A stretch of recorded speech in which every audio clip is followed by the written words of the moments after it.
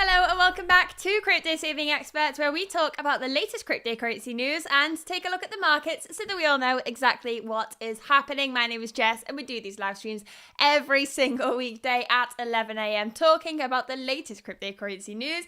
And to finish off today's stream, we will be analysing the price of Bitcoin. We've seen a little bit of movement over the weekend, so we will be discussing that. And we have some really crucial levels of support and resistance on the chart today as well, all to be discussed at the end of today's stream, so make sure to stay tuned until the very end. Let's take a look at the price of Bitcoin now and see where we are sat following the weekend.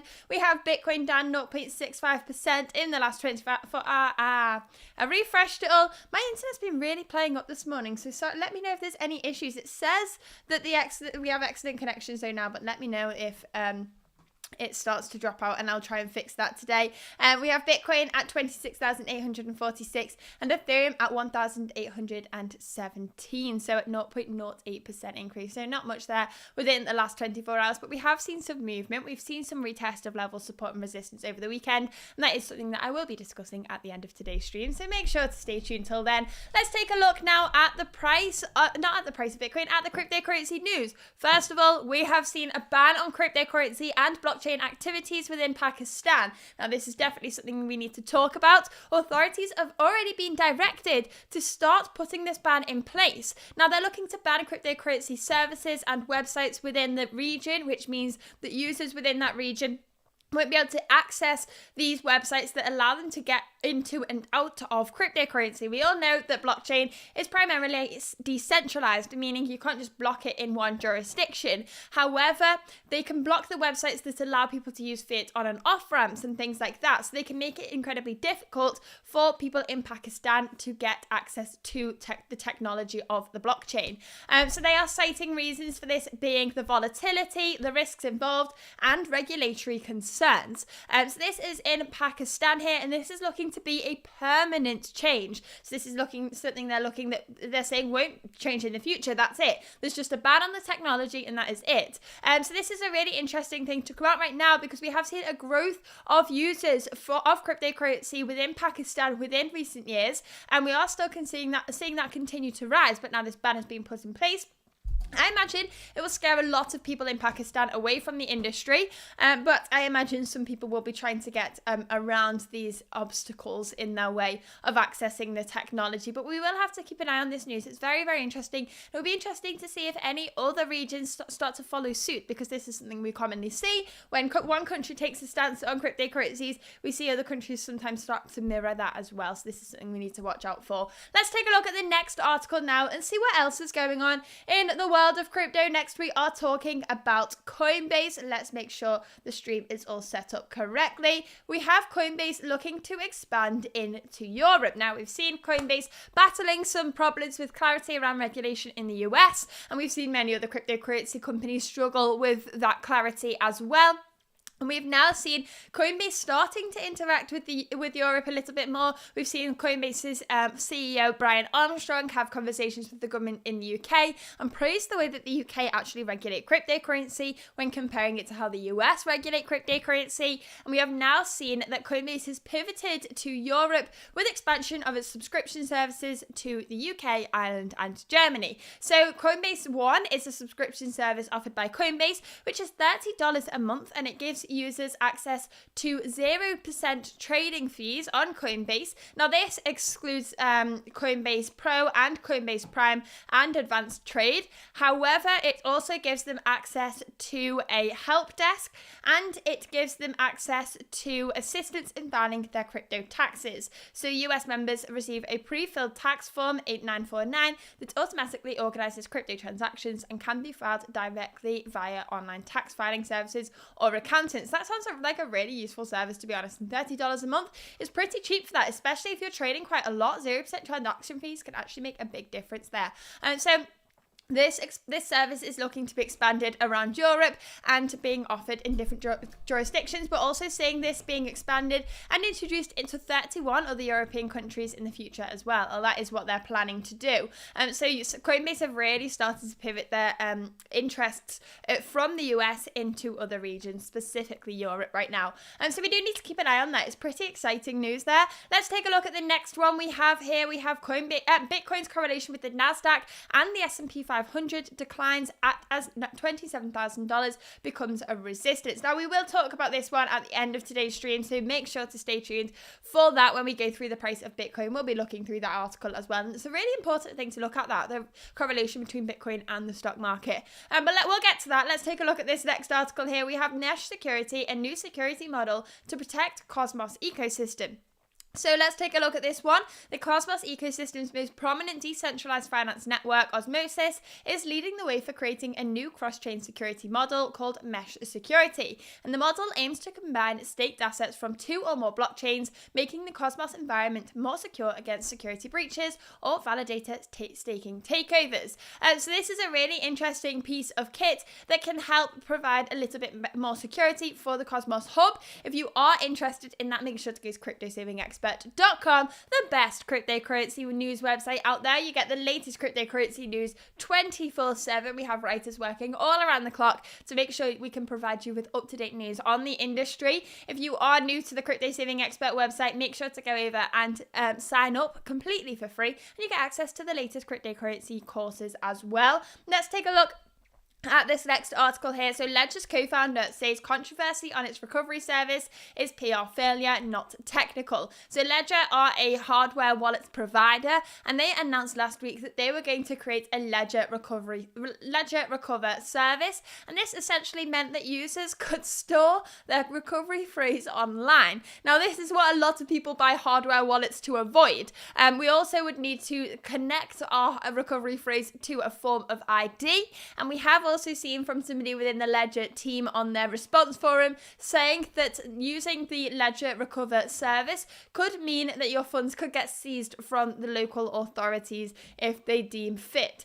So there has been a lot of controversy around this topic. Many people want to keep their recovery phrase offline. They want to keep their private keys offline, and that's why they moved to hardware wallets. So while Ledger have created this service, has made a lot of people question Ledger. Now, there are some benefits to this. With the current technology, blockchain technology is brilliant. It's decentralized. It has all of these benefits. You can be in control of your own funds.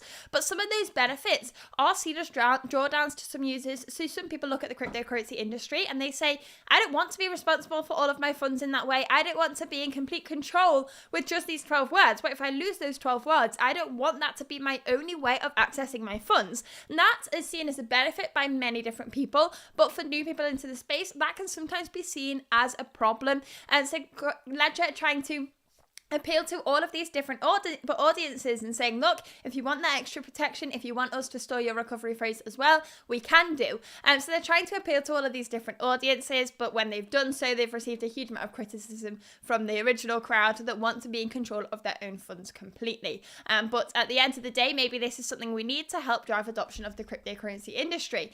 So taking a look at this, we can see popular hardware wallet provider Ledger was the subject of controversy on crypto Twitter this week in what the co-founder has described as a PR disaster. So we can see here that NanoX devices that allow seed phrase recoveries, the update was met from fierce criticism as many people disliked that it requires user identity verification and would enable Ledger to extract wallet private keys. And it also is a subscription service, so you have to pay for this monthly. If we take a look at this, what was he? He was let's get this right, the CEO has taken to Reddit to express their view on the situation. And they've said it was a horrible mess. I am devastated to come on this subreddit that I created 9 years ago to see images of Ledger devices burning, insults, and a lot of anger. I'm honestly to the verge of tears. He said Ledger Recover was a sensitive subject that needed a much more prepared communication. The co-founder apologized for how the launch was handled, saying all this meltdown was a total PR failure.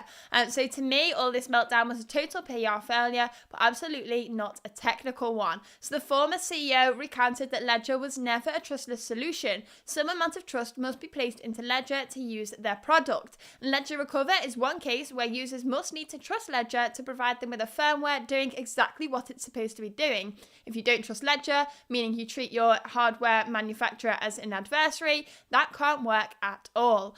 So they're saying it's a false sense of trustlessness, and that we can see here one argument by critics was the fact that it was technically possible for Ledger to extract users' recovery phrase, and that's fraudulent behavior. It also means that users are not 100% in control of their keys. But they've said this is a false sense of trustlessness. Ledger has never been a trustless solution, and many who thought otherwise have felt they had been lied to following the latest firmware update. And that is a big question to be asked here. The fact that Ledger can extract user recovery phases is something that many people had missed. So you can see here the hard truth, which has been confirmed by many experts who took the time to actually deep dive on the subject, is that nothing changed. Absolutely nothing happened. The security model is the same than before. You knew Ledger Recover existed.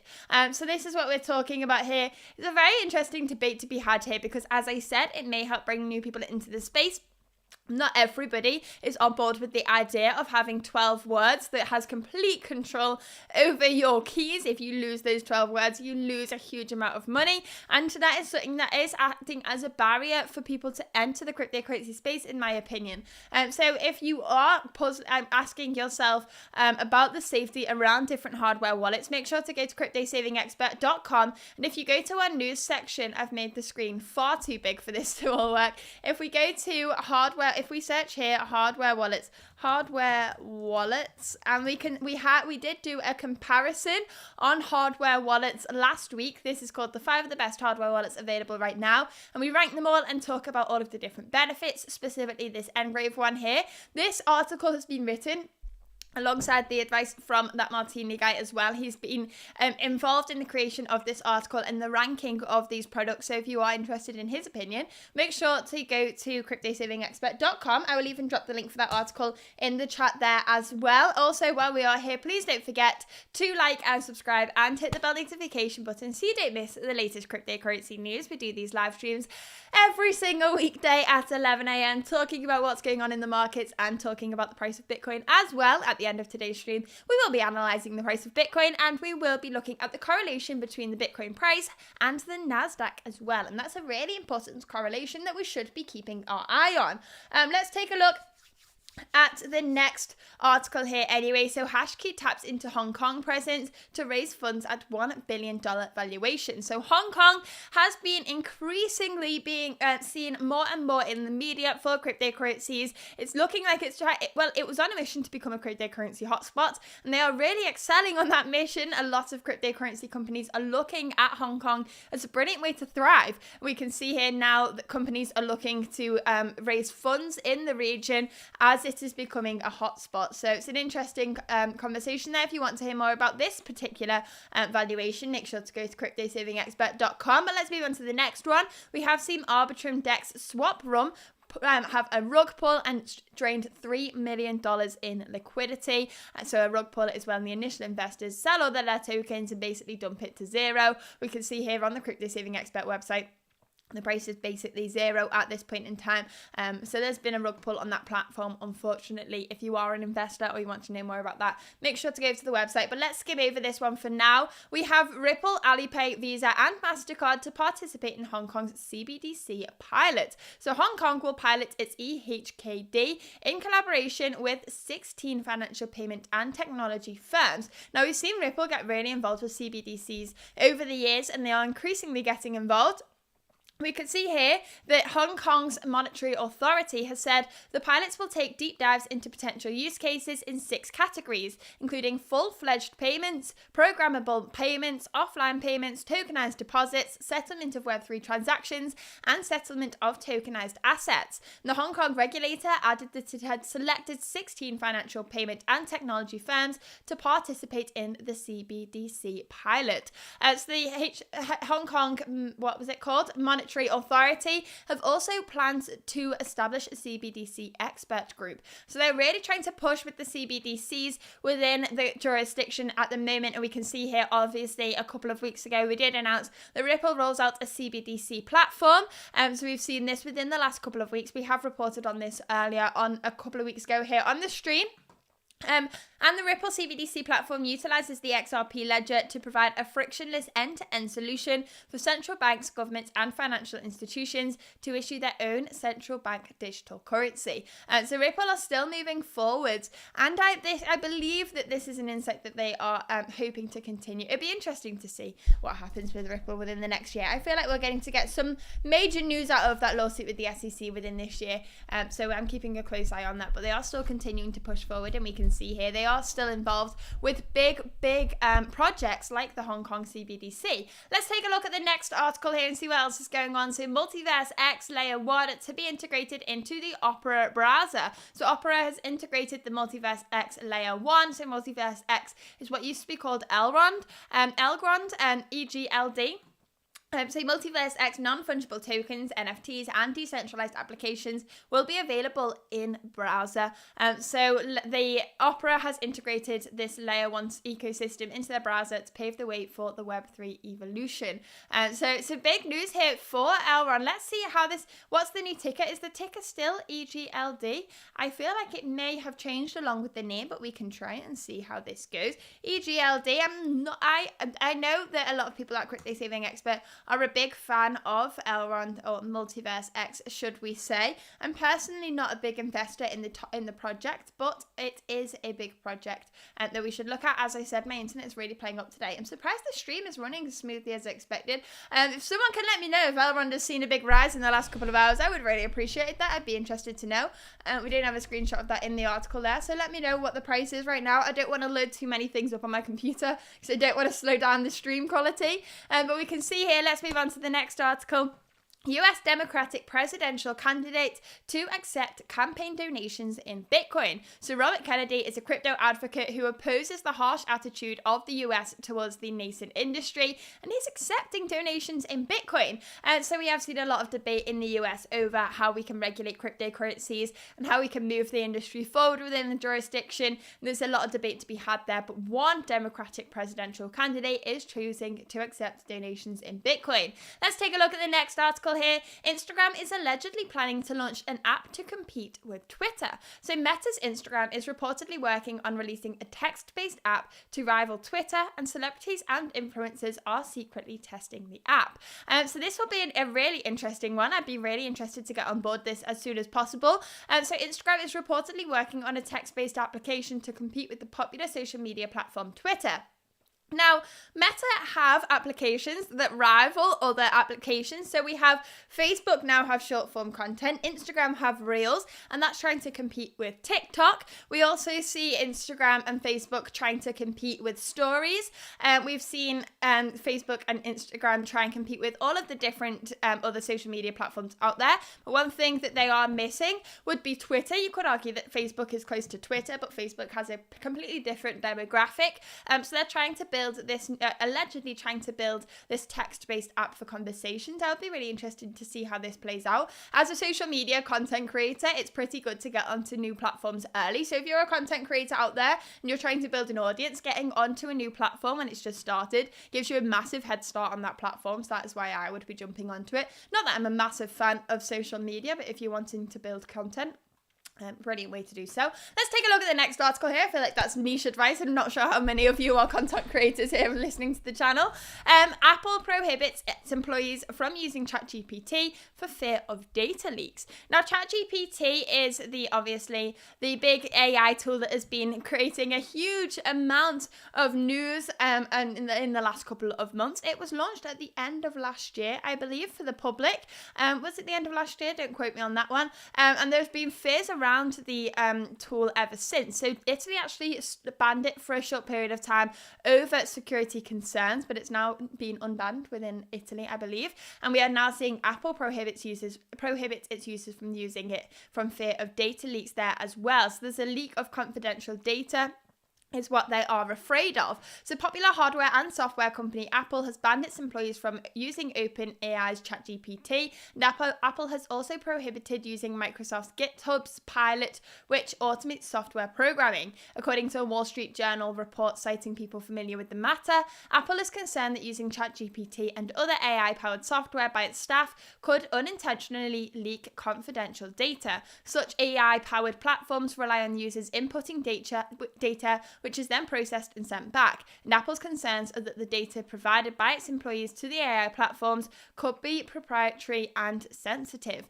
And so when we are communicating with the AI tools, we are giving it information. It's responding in the best way possible, but it's constantly learning from those conversations as well. So those are the concerns we have here. We have also seen JP Morgan, Verizon, Samsung, and others ban ChatGPT as well to protect proprietary company data. So we are seeing this more and more until the creators can prove themselves and prove there is that security around that. Let's take a look at the next article anyway and see what else is going on in the world of crypto. We have blockchain developers launch $50 million fund to drive cross-chain adoption. The ecosystem fund aims to redefine users' experiences by utilizing the cross-chain feature of the wormhole protocol. So if you are interested in this, make sure to give the website a look at cryptosavingexpert.com. I'm aware that we are running a little bit long. We always run a little bit long on a Monday because we're catching up on what's happened over the weekend. But let's continue with the next article here. We have Bitcoin ordinals minting fees has surpassed $39 million since January. So the inscriptions have increased miners' revenue massively. The total amount of network fees paid for minting Bitcoin ordinals has surpassed $39 million within 5 months after the protocol's inception, as it gains traction and continued interest from the crypto community. So the ordinal spends $39 million in network fees. Now, these ordinals have been creating congestion on the Bitcoin network. Transaction fees have been higher, transaction speeds have been lower. This has caused a whole debate within the cryptocurrency industry because some people are on the team where we should stop using Bitcoin ordinals on the blockchain network, and that is the team that I am personally on. Now, this isn't really out of the ordinary for me. I'm usually on the other team, but for this circumstance, I'm not. The other part of the argument is that this is a decentralized network. You should be able to use the technology however you wish.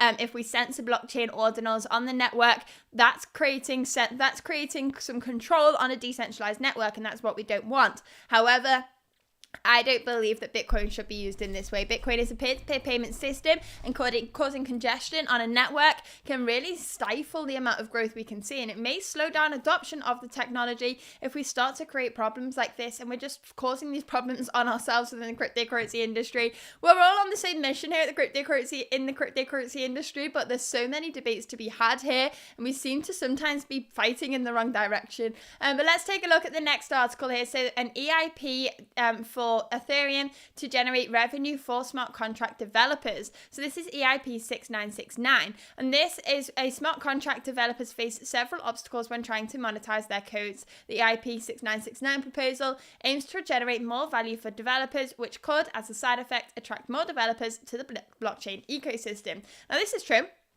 To create anything on the Ethereum network, there's no barrier to entry. Anybody can create a token on the Ethereum network.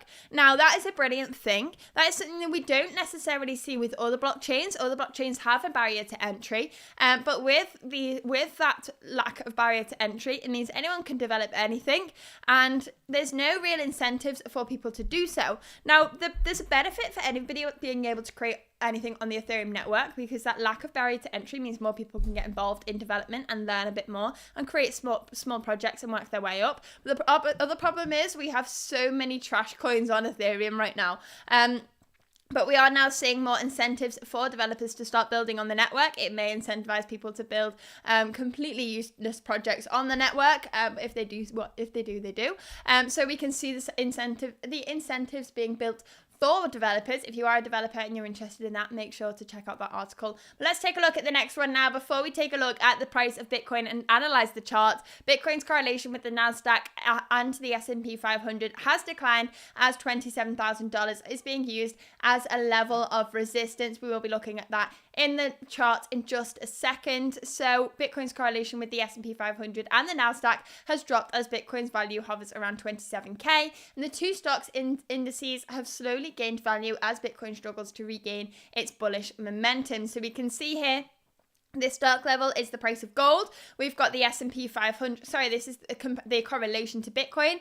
The gold one is gold. So we can see that gold's correlation with Bitcoin has been declining, but recently has started to move to the upside. Whereas the S&P 500 and the Nasdaq composite have been losing their correlation with Bitcoin for quite a while now. Now, I'm in the camp that we want to see Bitcoin be uncorrelated to the traditional stock market. It's a peer-to-peer payment system, and we want to see it thrive whether the markets are in turmoil or not. We can see here concerning price action, Bitcoin is now trading below $27,000 at current levels of around $26,900. Let's take a look at the price of Bitcoin in live time to see what's going on here. We have this new level of resistance that I've drawn on here. So this is being used as a level of support a couple of times, and we can see now this has been used as a resistance multiple times as well. This is at the $27,080 level right now, but it is obviously declining as time goes on. We have this zone here between the $26,600 and the $26,900 level that's been used as support many times within the past couple of weeks, and we are now within that zone. So I'm hoping we can continue to use this as a level of support. However, it's looking less and less likely. The more we test a level, the more likely it is to break. Right now, if we class this as a level of resistance and we take a look at this zone of support, though, we are technically in a declining triangle, and that is a high probability of breaking to the upside. So I'm keeping a close eye on this, seeing what's going on there. Seeing if we hold this level of support, then I'll be starting to feel a lot more positive. But we are really in a crucial point right now where we need to just wait and see which direction we are going to go into. Let's take a look at the CME gap anyway and see what else is going on here. So the CME gap is the gap that's created over the weekend because the Chicago Mercantile Exchange is not operational over the weekend. We can see here that we did have a CME gap open on Friday night. Where's it gone? So we are looking at this candle here on Friday at 9, and this candle here at Friday at 1 p.m. and this candle here on Sunday. So there was really no CME gap there, and it was closed immediately. So that's not a concern that we have for this week. We do have the CME gaps closed all here. We have one up here at 29,500. We have one down here at 20,000, and we have one way up high at 35,000 from back over here as well in June 2022. So that is something we are keeping an eye on here at Crypto Saving Expert. Also, before I forget, if you go to cryptosavingexpert.com and you press this big blue sign up button and you tick that box there, you get access to our newsletter every single Tuesday at 11 a.m. BST time. So that is launched tomorrow. Don't forget to sign up today so you don't miss out on that, where we recap the latest news and we take a look at what's to come in the week of cryptocurrency as well. But that is all we have for today's stream. So thank you very much for tuning in with us. As always, I greatly appreciate it, and I hope to see you all back here tomorrow at 11 a.m. BST time. Goodbye. See you then.